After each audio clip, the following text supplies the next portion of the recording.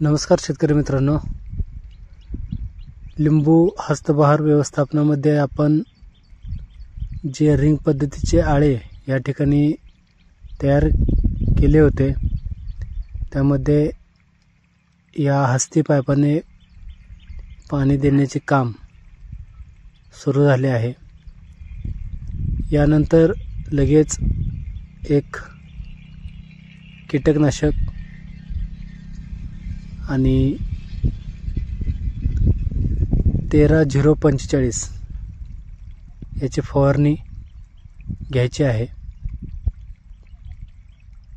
जसजसं माझं ह्या लिंबू हस्तबहार व्यवस्थापनामध्ये काम होईल तसतसं मी तुम्हाला त्याबद्दलचे व्हिडिओ देत जाईल। धन्यवाद।